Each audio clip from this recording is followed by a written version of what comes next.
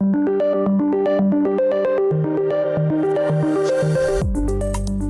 is the Brave New Coin Crypto Conversation, hosted by Andy Pickering. Hi everyone, Andy Pickering here. I'm your host and welcome to the Crypto Conversation, a Brave New Coin podcast where we talk to the people building the future in the Bitcoin, blockchain and cryptocurrency space. My guest today is Pavel Bains. Pavel is an interesting guy. He's an entrepreneur, a futurist, a designer, and an investor in exponential technologies, running a couple of interesting projects, Bluzelle and MixMob. MixMob is a metaverse game on Solana, and Bluzelle, I think, is on Cosmos. But look, we can learn all about this. Welcome to the show, Pavel. Hey, thanks, Andy. Glad to be here. Glad to have you here, my man. Let's do what we do at the beginning of the show, which is I'll invite you to please introduce yourself.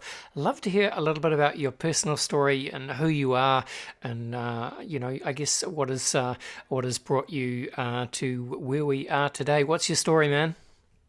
It's funny. It's like people ask, and my answer now is I'm living the 14-year-old version of myself. That's what it is. And that's exactly pretty much what we do, right? It's what were you into? And I don't know what you were like, Andy, when you were 14, but what was I into? I was into video games, music, comic books, reading science fiction, and obviously you're always looking for money because you're broke and you want to buy all those things, right? So what do I do now? I pretty much do that. I'm in crypto, which is finance. I'm working in video games, which are now related to crypto, because my whole career before going to crypto was video games.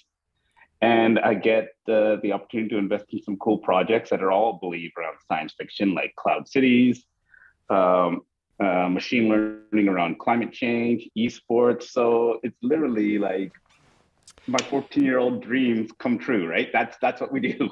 Yeah, and that's so fascinating to hear you explain it like that, Pavel. And I really relate to what you're saying, actually, because, I'm not sure that I'm living my 14-year-old life, but in some ways I am, in terms of, music, definitely still into music. I do a bit of DJing just at home, just purely for my own enjoyment, nice. But still music is a big part of what I'm into.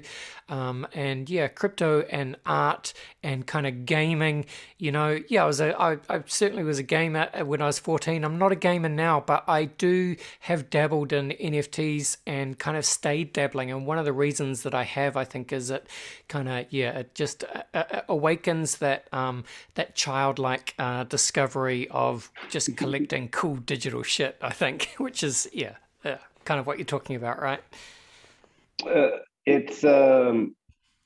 On that collecting thing, interesting thing. And I'll go back to all the crypto stuff, but I think this is important stuff, like that collecting nature and touches on NFTs and everything crypto. That discovery mode is still in us who are into it. I'll give an example. Is in end of June, I took the family from Singapore. We went to Los Angeles for a week, and my teen daughter wanted to check out some shops on Fairfax, and I walked into one store. It's called Subi, KSUBI. Never heard of it. Went in. Yep, I know Subi. Because I'm a New Zealander. Subi started in Australia. Yeah. I've owned several pairs of Subi jeans. Subi is a cool street fashion brand, OG brand. I love Subi. Continue. So I'm into street fashion. Always have. Never heard of this. So I didn't know anything about this store. So I just walked in, tried on some jeans, loved them, bought them on the spot, walked out. And that sense of discovery was still, okay, let's go. So then I started looking it up, like, what is this thing? And then I found out it's a New Zealand brand. They started 20 years ago. Celebrities, rappers, athletes, they all wear it, but it's held that standard where it never went to like True Religion or these big mega brands. They've kept it still that if you know, but all the coolest people still wear it. So that sense of discovery still made me feel like a kid. I'm like, yeah, okay, nobody knows what it is, but the people who know. And it comes to what you just said, the whole thing of crypto, NFT, the sense of discovery is still very innate in us. And it was super cool to just do that. Absolutely, I very much agree. And hey, shout out to Subi. Yeah, they make cool jeans. Simple as that. So where are you from, Pavel? What's your story? And look, I know it's a little bit of a cliche question, but I think it'll give us some good context. And what was your kind of, I guess, first introduction to crypto and I suppose like investing and all that kind of stuff? What's your kind of personal journey? What are the touch points for you? Well, I mean, it's not really a cliche story because you discover what a person's all about by Yep. knowing that, right? So, grew up in Vancouver, Canada, and then really, great place to live, great place to grow up. Friends at that time, the main, all our parents, the immigrant wave had come in through the 70s. So a lot of my friends were either from Hong Kong, parents were from Hong Kong or India. So we grow up that way in Vancouver. Exciting place. I was fortunate to get a partial track scholarship to UCLA. So I went to university there in Los Angeles. And that time, before Stanford became Stanford, UCLA was Stanford, right? The best academic and athletic school in the world. So that exposed me to a lot, new friends, new countries, had friends not just from the US, but people from Ghana, Sierra Leone, other parts of Europe as well. So you get that whole experience. After that, went back to Vancouver, got into the video game industry, was working in for Disney, did projects with Electronic Arts, Microsoft, just name it. And it was from studio management to business development, everything going there. But like I said, Vancouver is a great place to live, grow up, but it was lacking that adventure and excitement. It's just, like I said, it's just a beautiful place, but nothing really is happening on there. And I always had this sense to move and go somewhere else. And then once I discovered crypto fully, like, 2016 or about 2015, and got fully into it, I said, you know what, this isn't the place to be. Had that urge to go somewhere for adventure. I thought that if crypto goes somewhere, it'll probably be Asia first. And then ended up basically settling on Singapore and saying it was kind of English speaking, the same cultures there were similar to Vancouver. I could fit in really well, and fortunately became a real center for crypto in Asia. And I've been in Singapore since January 2016, so almost 7 years, and it's been awesome. Very nice. And, you've obviously, yeah, as you say, kind of spent a long time in what we'll call, I suppose, the traditional gaming world or just gaming, right back from, yeah, that 14-year-old gamer through to working with a whole host of game producers and so on. And that has obviously informed your conviction as to where gaming can go next, through Web3, metaverse, all that kind of stuff. So maybe, yeah, tell us your vision. I'd love to kind of understand what gaming means to you, and then how you see that continuing to evolve through the Web3 and metaverse. Why are you so inspired by that? Yeah, and I'll be upfront. Like, I knew gaming and crypto could work when I first got into crypto, but I'll say I wasn't. And people will say it to me, and I'll still say it to this day. They're like, "Oh, I was doubting it in 2018, 2019, even 2020," and I said I never doubted it. I just said it hasn't been proven out, and the potential is there. And it's just like, I mean, you've been in crypto and advertising for years, and we have all these use case ideas in our heads, and enterprise blockchain, supply chain. It's like, and theoretically they should all work, but until something breaks through and says there's certain mechanics there, I said I will wait. And if you're from the video game industry, the biggest companies that grew in gaming weren't the ones who originally did the stuff. So I'll give you an example. Social games, these super casual ones were there before, but it wasn't until Zynga came along and said, hey, wait, we can make this, there's some mechanics there, and they took it up a notch onto Facebook's games. And then Supercell comes along and says, let's improve on that. And Supercell now has Clash Royale, Clash of Clans. It is a beast. Mobile gaming, same thing. Mobile gaming was there throughout the mid 2000s, but it wasn't until 2010 when the iOS platform came out and the iPhone, and certain games broke through. And then it was like all those guys who broke the ground before, they were gone, and new publishers came up who said, hey, we understand how to do this better. So gaming, same thing in crypto. I was there, I knew it could work, but until Axie kind of broke through and said, hey, here's something that works, I was like, oh, that's interesting. Now there's something there. And so game people, like, they don't want to be first people in. It's like, let's just see what's working. Let's tweak it.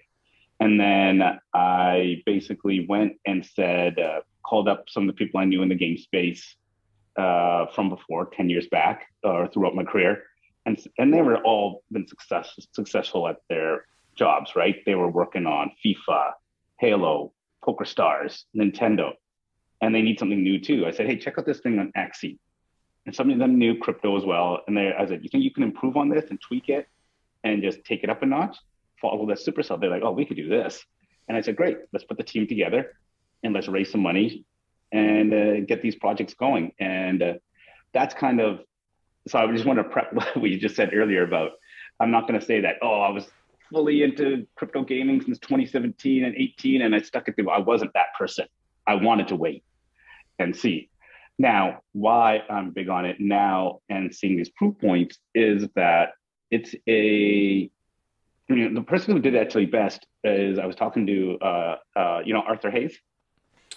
Yes, I do. Arthur Yeah. Hayes, famously the founder of BitMEX, has had his run-ins with the authorities in recent years, but also writes an incredibly smart, I guess it's a blog, incredibly smart macro thinker on Twitter with all things crypto and the economy and trading, and big goofy smile. Yeah. I mean, you summed them up best. So he invested in our project MixMob, and I asked him, why do you play video games? He's like, no. I was like, well, why are you even doing this, right? And he said, I think it's easier to teach the next generation finance through video games than teaching them about Bretton Woods and all the stuff that I do.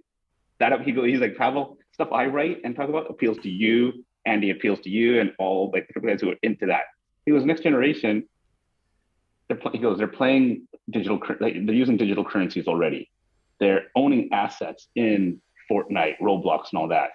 Now they can own it themselves, lend it out, and take all those concepts that we have for DeFi, crypto, and apply it to game. It's a good way for them to actually learn how finance works. Hands down, the next generation, that's the way to teach them.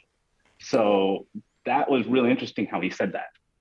Yeah, I think that's such a great point, Pavel, and Arthur's bang on there because, look, I'm sure you've seen it in your kids, but I've seen it in my son, and I think an important piece of education today is the recognition and the understanding that every individual learns in a different way. And so while some people are just naturally good at maths and numbers and they can excel in a kind of a classic traditional classroom math curriculum, some people aren't really, their brains don't quite work that way, but they really do enjoy playing, those examples that you mentioned, Fortnite, Roblox, and there's so many games on Roblox that have,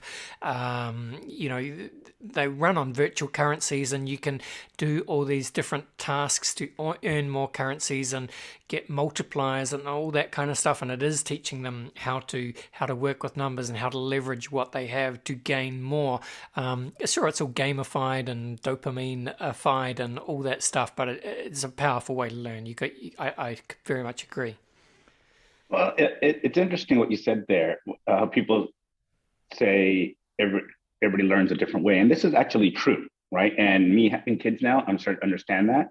And then in July, I was back in Vancouver visiting a friend, and his son was 13, and he was pounding me with questions because he's like, "Hey, my uncle's here. He's into all this stuff, like a 13-year-old kid would be, right?" So I could relate to him, and he kept asking me certain questions around, like, "Okay, how you do this? How you do that?" And then at one point, he says, "Well, I don't know what I should do because I'm really dumb. Like, I don't get this math, and and he said that, and his dad actually corrected him. He goes, "George, you're not dumb.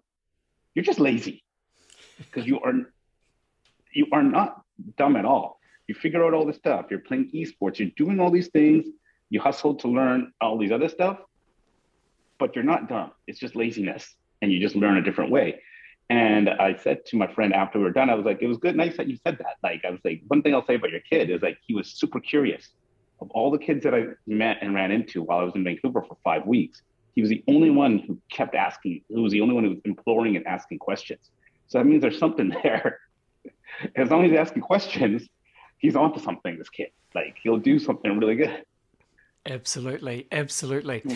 All right, well, let's start to learn a little bit about Bluzelle and MixMob then, Pavel. So, I don't know which one you want to do first. Shall we do MixMob, which I think is the metaverse game? It's on Solana, right? So yeah, tell us, give us the kind of the high level vision for what you guys are doing with MixMob. Yeah, so MixMob is, I mean, like I said, how we put the team together, kind of just went over that. The high level vision is that got an all-star team together, and that let's enter this space, and let's be in control of what we want to try out and do. The goal with MixMob is, I mean, the base story is easy. It's on remix culture. So the base story is an artificial intelligence like Skynet. You know, Skynet from T2 has taken over the world. It's deleted all the culture. It's saying that, you know, music, movies, architecture, it's just resetting everything to remake the world how it wants, like all bland and gray. A bunch of, you know, crypto natives saw that this was happening before the reset was sent from, you know, our version of Skynet, and the name will be revealed soon. The AI, the crypto hackers basically got together, took all the forms of culture, movies, music, video games, architecture, turned them into NFTs, spread them on the dark web. Then they go underground and they form the MixMob, saying we have to now rebel and come back and remix the world against this AI. So that's a base. Now the vision is it to be like, you know, from Nintendo, a Mario IP. So it starts with one type of game, but the goal is to have a whole series of games. So it's starting with a battle racing game. So think of Clash Royale meets Mario Kart. That's the first game. Get it out there, get it fast, hyper casual. Anybody can pick up and play. They can be on their train, play a game within 3 minutes, advance, because it's racing and card strategy battling. Then the goal is those same assets, tokens, everything that we prove out in that first game transfers to the next game, which will probably be an MMO or a battle royale. Then over there, just like Mario, we can have Mario Kart, Mario Tennis, Mario World. The goal is to have a series of games over the next 10 years that are all using the same assets, IP, and digital currency tokens that revolve around that. So it's basically taking, the vision is, imagine if you had Mario, the whole franchise, but all those stars and coins you collect in there could actually have real world value, and you could transfer them from one game to the next. That's the high level vision right there. I love it. And what I really love, Pavel, is, you know, this idea that you've kind of mashed up, and I think mashup is a good word here because it's another way of saying remix, right? But it's yeah, you're kind of remixing popular culture, right? It's music, fashion, definitely some sci-fi, some futurism. You're into this stuff, obviously. Yeah, it's the stuff we grew up with, deal with every day. So if even with the alpha version of MixMob Racer 1, which is the first game, it's a remix of obviously F1. And when you're playing it, you can see all these pop culture Easter eggs while you're racing around. You're like, you know, seeing something from there from a video game, something from here from like a movie. It's like you're going to be catching these. And as we roll out more races throughout, you know, in the next couple of years, they'll always be theme based and different memes and things like that. So it's going to be it's pretty fun. Awesome. And so that's on Solana. So what about Bluzelle then, which is Cosmos, right? Tell us what's Bluzelle. Yeah, so Bluzelle is so on MixMob. I'm the executive producer on there. Yep. It's got its own team of CEO, art director, co-founder. So I'm there just to basically make sure that if you're familiar with executive, I mean, you're in music. So executive producer role, sits back, connects the dots, raises the money, partners, and saying, hey, you guys build the product though. So that's on MixMob. Bluzelle is my project for the last 5 years. It started as decentralized storage. My co-founder and I had founded it. And as we were working on it for the past couple of years, and is a Tendermint-based Cosmos chain, last year we realized as gaming started going and proving out where NFTs, one of the areas that we wanted to do storage on for NFTs was in a decentralized manner, because right now they are stored in centralized ways. So we said, hey, that's a good storage solution for our decentralized network. And I said, well, why don't we push it further? Because my co-founder actually is from video games as well. He worked at Sony, Sierra, all those online games from the early 2000s. I said, Cosmos needs, the Cosmos ecosystem needs more products around it and people want to use. Well, why don't we turn Bluzelle into an entire GameFi chain on Cosmos, where we can already do storage. We run our own chain that we can launch our own tokens if we wanted. We could do DeFi into it. So instead of us building out lending platforms and all that, we can tap into the Cosmos ecosystem through IBC, the Inter-Blockchain Communication Protocol. So the interoperability layer is there. But why don't we just build a game on Bluzelle and prove out all those things? Hey, decentralized storage, yields, DeFi, all that can be running on here. Modules to do all that, the NFT minting and the storage into there. And that's what we're basically working on now, and have our first game that we've been producing in semi-stealth, which is a sci-fi epic game, which we'll start revealing more over the next couple months, and prove how all that can be done. And then the goal there is have more games be built on Bluzelle for the Cosmos ecosystem. Very nice. Sounds pretty interesting, Pavel. And, it's cool that you're building all this now. At the moment, we're somewhere near the bottom of a reasonably intense crypto bear market this year, of course, and it's obviously not just crypto specific. All markets are down. The world is an unpredictable and volatile place.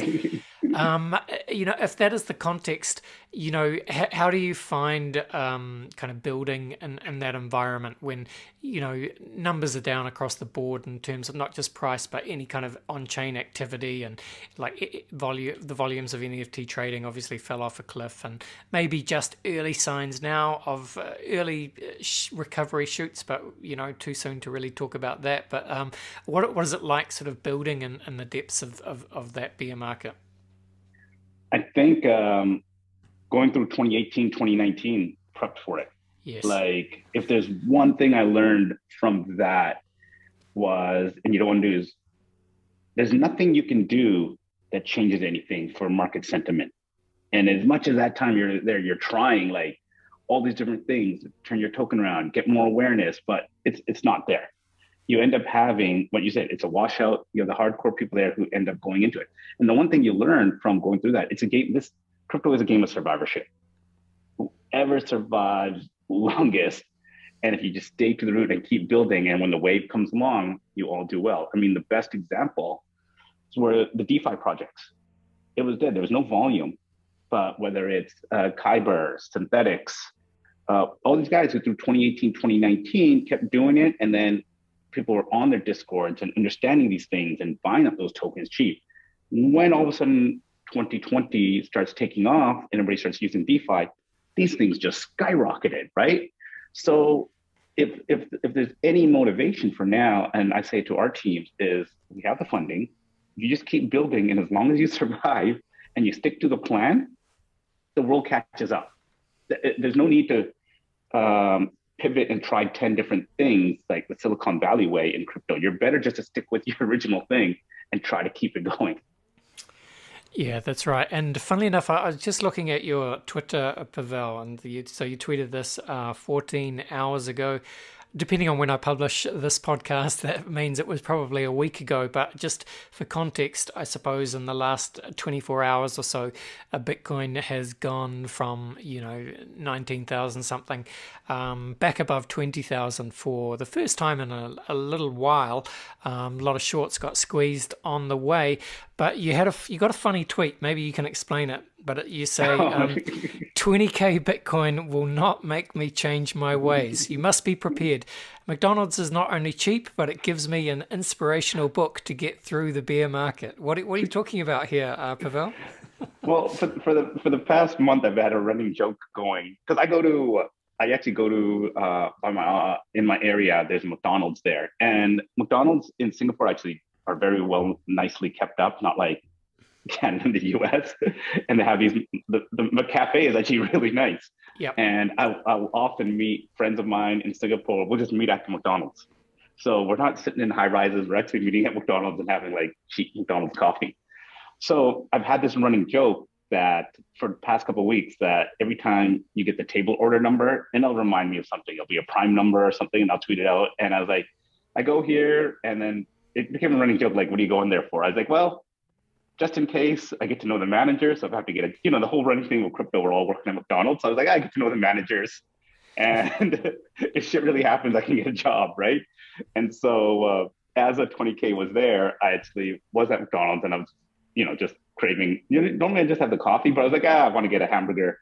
And so I ended up getting them a McAfee meal, and it came with that inspiration book. So I just kept running with the theme that, oh, well, I'm still going to go to McDonald's and get these inspiration books that they give me, because the book was like how to be a champion. So it's just running with the theme of shit posting, and we're in a bear market, we're all going to work at McDonald's, but hey, they're giving me hope. That was the whole thing. I love it. I was just scrolling back, and so I found another one from a week or so ago. Your McDonald's table order is 44, so 22 twos. There's a reference from Reasonable Doubt. I don't quite get the reference, but it's a Jay-Z reference from Reasonable Doubt album. Yeah. So he's got a song on his album called 22 Twos. Right. Which means 44. So every time I was at McDonald's, the number would just give me if it gave me a reference, I would just tweet it out and just keep tagging, just keep the story going. And people would just message me like, you're still at McDonald's, huh? That's where you go. I'm like, yep, that's where I hang out. I love it. Inside Twitter inside jokes referencing McDonald's and pop culture. Very good work.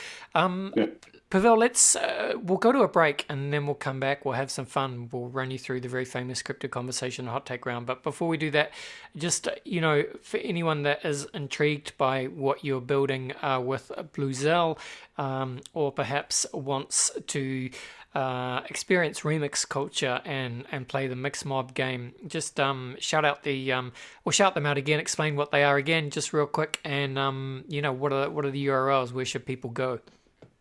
Yeah, so real easy. Bluzelle is, like I said, it's a GameFi chain focused on the Cosmos ecosystem. The first game that's coming out on there is called Gamma 4. It's a sci-fi epic battle game using cards. So that's going on there. You can get that at bluzelle.com, or on Twitter, it's Bluzelle HQ. And then MixMob is an entire IP based on remix culture. The first game is called MixMob Racer 1. It's a card strategy racing game. So think Mario Kart meets Clash Royale. And it's going for the full mobile experience, starts on browser. There, you just go to mixmob.io, or on Twitter, it's MixMob Origin. Very nice. All right, let's do it, team. We'll go to a break, and we'll be right back with the very famous crypto conversation hot take round. In today's crypto market, the team at Brave New Coin are the sector's leading builders of custom crypto indices. BNC's powerful indexing engine draws on Brave New Coin's premium data to calculate high-frequency intraday and end-of-day indices for a wide range of index products. BNC's custom indices help you to gain exposure to the crypto assets class and track your performance against the market without having to become a stock picker. Not sure what you need? A Brave New Coin consultant can help you assess your requirements. Contact BNC today to find out more. And we are back, and I'm with Pavel Bains. Pavel is a lot of things. He's an entrepreneur. He is running a couple of GameFi related projects across crypto, and he's into pop culture, and he's into sci-fi, and McDonald's coffee. Pavel, I like to finish each podcast with a quick round of rapid fire crypto conversation hot takes. Are you up for it? Yeah, this should be fun. This is going to be fun. All right, question one. Where would you say that you sit on the Bitcoin maximalist to multi-chain opportunist spectrum?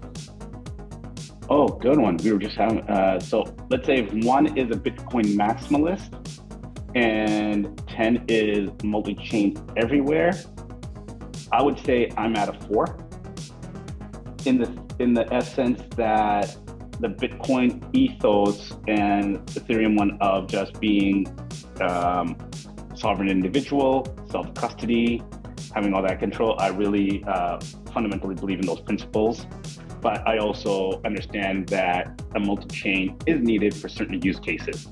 For example, like we were talking about Solana and Cosmos, they fit certain things that Ethereum and Bitcoin cannot do. Yeah, I think that's such a good way of looking at it, and I very much agree, actually, Pavel. You know, I love Bitcoin, and I love the principles that Bitcoin stands for, but you're exactly right. Also understand that for, you know, Web3, Metaverse, NFT gaming, for all of that stuff to happen and encourage the wider mainstream people to come into crypto, yeah, you can't do that on Bitcoin. We need all these other chains, but you don't have to be one or the other. You can be both or all. So yeah, it's just it's something I've found, and you've probably discovered too. It's a way our world has gone over the past, let's say, 10 years. Everything is binary now. It's 1 or 0. Everything sucks or it's the worst. You're either this side or that side. That's just across every subject, every matter that's discussed now. People have forgotten that the world exists on a range and a spectrum. It's just a bizarre thing. I think you'll find that in your regular conversations when you're talking to your friends and colleagues that aren't into crypto, but everything's 1s or 0s. It's hilarious. Couldn't agree more. All right, well, next question, Pavel. What would you say is your firmest conviction, crypto opinion? That crypto will win. Like an alternative financial, or this alternative world that we want, is going to win over the next 10 years. The shape and form it will go in, I'm still out on that. Don't know. I think we've been proving out certain things, whether it's DeFi, okay, that's working. GameFi is still very early. It just proves that there's something there. That'll be extrapolated over the next 3 years, and that'll end up working. But overall, that an alternative digital kind of financially backed system that'll have DeFi, gaming, what else, I don't know yet, is going to be there. And the reason I have that is I look at my kids. They grew up on video games. They understand all that stuff. Everything is digital. They're going to want to keep staying in that world. And so that is my fundamental belief, that kind of, I don't think one will replace the other. Like it's all going to be crypto. I think we'll have almost like a parallel universe, parallel systems running, and you can opt in or out. But I do have full conviction in that crypto-based system will be there. I love it. All right, and on a similar note, Pavel, you know, Bill Gates famously said that we tend to overestimate what we can accomplish in 2 years and underestimate what we can accomplish in 10. So as you know, someone trying to build out some GameFi platforms, you'll be very aware of this idea. But you know, cast your mind forward 10 years and look, whatever you like here, Web3, GameFi, Bluzelle, MixMob, Bitcoin even, what does it all start to look like in 10 years time? I think it will all time to take all those, let's say those prove out. I think the coolest thing that'll happen in 10 years is this concept around what Balaji has brought up is a network state, cloud cities. Like yes. Where I think it's all going to be tied to that. It's my kids. So let's take grandparents are born in India. They moved to Vancouver. Their parents are born in Vancouver. My kids are born in Vancouver. But they grow up their entire elementary school years, from the time they're 5, all the way, let's say 18, in Singapore. Then from there, they'll probably go to university. Who knows? It could be Korea, Japan, Europe, it could be the US, it could be back to Vancouver. Then when they do their career, they could be somewhere else. But along the way, it's crypto, everything's digital, people are moving around. So what are they a citizen of? And I think this concept of a cloud city, a cloud citizen, where they could be living in, I don't know, it could be living in Zimbabwe, right? But that's their residence, that's where they live, pay the local things. But the citizen they are could be of some cloud city that's around a like-minded certain group. So they get their rights, they do that, vote in, but where they live is something different. And I think that's all crypto enabled. So I think that's where we go to. Totally. And, you know, I saw Balaji was talking, he talks about this all the time on Twitter, obviously, but and podcasts, but he had a fascinating Twitter thread the other day, Pavel, where he's talking about, obviously, the network state, they start as cloud cities, but Balaji's vision is for these cities to also, there's no reason why they can't be physical cities. So he uses Burning Man as an example, and he's like, well, there's really, you know, Burning Man obviously takes place in the middle of the desert, but he said there's lots of spare land and really interesting places all around the world where you could set up a Burning Man style community, with, you know, obviously it would start as a network state, a cloud community, then you go to the physical part and build a new community from the ground up, kind of Burning Man style. It's just, yeah, it'd be fascinating, and I'm sure all this is going to play out over the next few decades for sure. Yeah, so it is totally it. And there is a project that, I mean, he's put it out there. Both of us are actually investors in, and did it about a year and a half ago. It's called Earth.net. And they're the ones, they're actually working on that physical aspect but it's not to that level that he's saying, but, you know, allowing people to buy homes in different cities, land development, and you get that, but you can then go move on the Earth network. If somebody's in Los Angeles, wants to go to Portugal, they can go there. They're still part of that. And then at the same time, they're working with governments and local municipalities to say, what rights do we give people on the Earth network? So they're building the basis of this. And like I said, it's going to take 10 years, but if this works out, look at what is this? How important is this thing, right? So when you're saying 10 years out, I think that's where everything goes, is that I'm an actual citizen of this crypto-backed world in the physical and digital real life. It's going to be fascinating. Fascinating indeed. And of course, the flip side of this is a famous quote by William Gibson, Pavel, who famously said that the future is already here, it's just not evenly distributed. So with that in mind, can you think of an example of the future being here right now, but most people just aren't really aware of it? Oh, that's a good one. I mean, I actually hate the term metaverse, because what does it actually mean, right? I find it's a LinkedIn term that people like to use. I think the metaverse is here. It has been here for the past 10 years. Like if you said, evenly distributed. What is Roblox? What is Fortnite? They're buying things on there, doing it. I think it's here more than people actually know.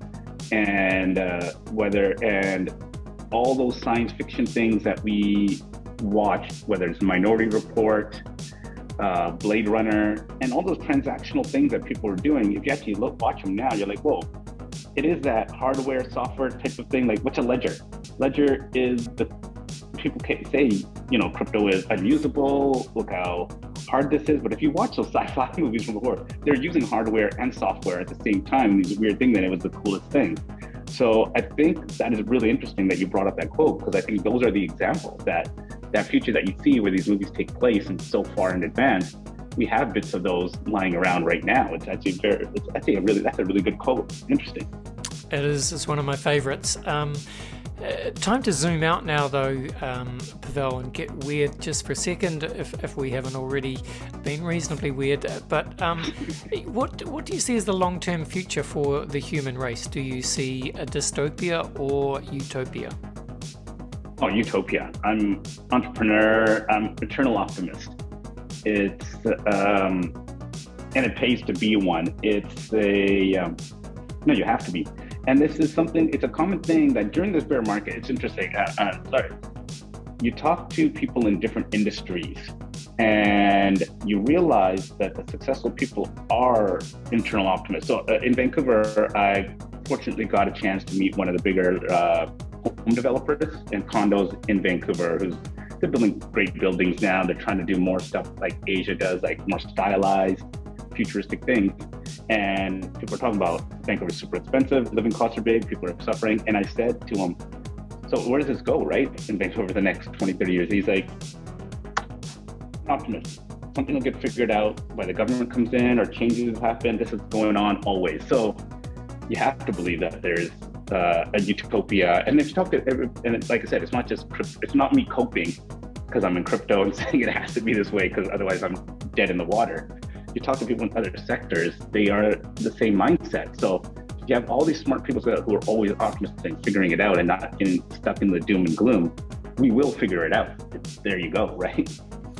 Yeah, it's just you've just got to have faith or optimism in yeah, human imagination and creativity, and the ability to utilize ever advancing technology for the good of everyone on the planet. That is the vision. The problem with that, of course, is the darker side of human nature, where we just want to compete and go to war with each other and steal everyone else's resources. Be better if we could all just learn to cooperate for the betterment of one planet. But it's we're we're way off that, it seems, Pavel. Yeah, I mean, those are the dark sides of it, but I think we are having a net benefit and net positive. I was talking to somebody last week, and they sent me a tweet that said, somebody wrote, "Oh, 1990s, early 2000s was the peak, right? Peak of humans." And the person sent it to me. I was like, "This is, what do you mean?" They go, "Well, peak of humanity." I was like, he's like, "Yeah, this is the tweet of the week, best thing." I was like, "No, this is one of the stupidest ideas, tweets I've ever heard." And I was like, "Humanity?" And he's like, "Yeah." I was like, "I'll point out right now, in the last 20 years, poverty has gone down by orders of magnitude. Starvation has gone down by orders of magnitude.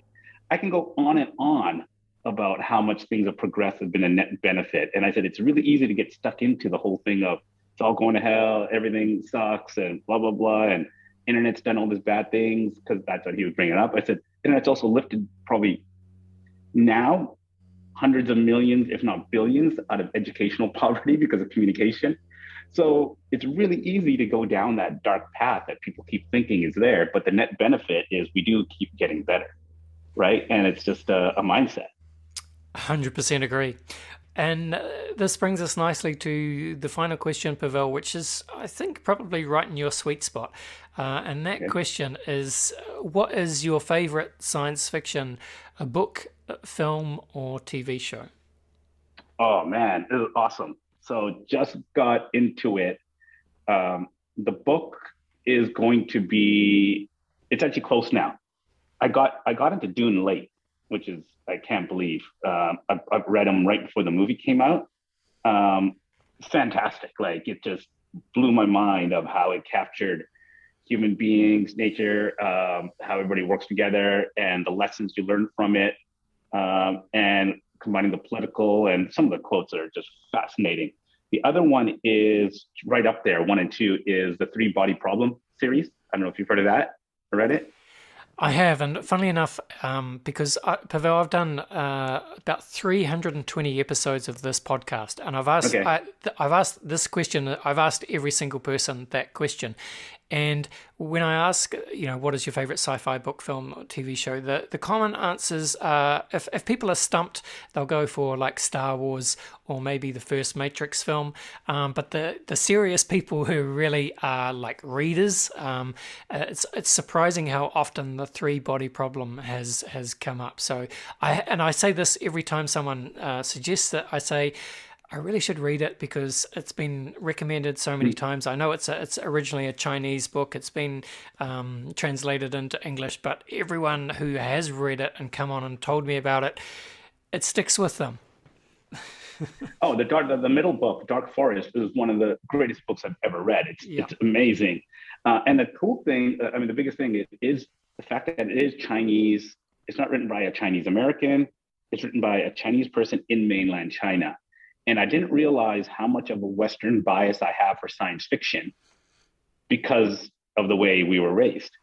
And if you read it from a Chinese perspective, you're like, oh, okay, that actually makes a lot of sense. And it's not in a negative sense. This doesn't give anything away. The base of where I raise the bias is Western civilization, Western science fiction is, it's all one world. If the aliens come here, we're all going to unite like Independence Day, and everybody comes together and we're going to win it for humanity. In the Chinese perspective, the reason they're trying to get into search for intelligence, space intelligence, is if the Americans get to them before us, they can influence those aliens and get them on their side to attack us. So we have to get there so we can get them on our side and sway them so they back us against the Americans or Russians or whatever. So we never think of that way in the Western science fiction. It's all humanity comes together at one time. So that's just a little tidbit of that type of perspective, which makes it more interesting. Absolutely, and that is very well said. And well, I guess that really brings us to the end of the show, Pavel. So nothing else to say except to hand the metaphorical microphone back to your good self. Please tell the people where they can go to find you on Twitter or wherever else you like to hang out. And again, Bluzelle, MixMob. Again, what should people do? Where should they go? So again, for myself, just go to Pavel Bains, PavelBains on Twitter. The two projects are Bluzelle, Bluzelle.com, or Bluzelle HQ on Twitter, and MixMob, MixMob.io, MixMob Origin on Twitter. So that's where you can find me. Yeah, I mean, Andy, this has been one of the most better crypto conversations I've ever done. This is great. I love the format. You know, the way you let conversations go, and the different hot takes and different. It's not just what's it, this price go up, price go down. None of that. It's like really about the whole ethos and all these different variations of crypto that you touch on. This is fascinating. It's a lot of fun. Awesome, man. Well, I had fun too, and I appreciate that. I'm glad you enjoyed it. I always try and make it, you know, a little bit more relaxed and fun for the guest, for myself, and especially for the listeners. I think it's just a bit more interesting that way. I think a good way to summarize it is you do it in the way that crypto people, when they're together, talk. So most of the people who, follow on, they think that, hey, it's only about price, trading, and that's all they care about. They don't realize most of the people actually sit down and converse like this. And most of the podcasts don't do this like you did. So you made it like you said, like how crypto guys really sit down and discuss these ideas and topics. So that's why I really like this. This is awesome. Thank you for doing this. All right. Thanks, dude. Bye for now. Thanks, Andy. All right. There you go. That was Pavel from Bluzelle and MixMob. Fascinating guy. I really enjoyed talking to Pavel. Very interesting character. I like the way he thinks. I like the way he's kind of bringing in everything from pop culture, music, fashion, particularly sci-fi ideas into what he's all about. Certainly enjoyed doing the very famous Crypto Conversation Hot Take Round with Pavel. And of course, the three-body problem. I don't know how many times I've said this to people who are still listening here at the end of the show when someone does recommend that book, and I say it every time. I say I should really read it. Probably just need to get myself a digital copy and get into it. I know it's a trilogy, I think, 3 books. Yeah, so The Dark Forest, I think, is the second one, as Pavel mentioned. Particularly good, I reckon. All right, well, we reached the end of the show. Thanks for listening, team. Always appreciate it. Please remember to subscribe to the Crypto Conversation podcast in whatever podcast app you're using. Give us a 5-star rating. Man, I would love that. Give us a nice review. Always appreciate it. But hey, that is today's show. This was the Crypto Conversation for Brave New Coin.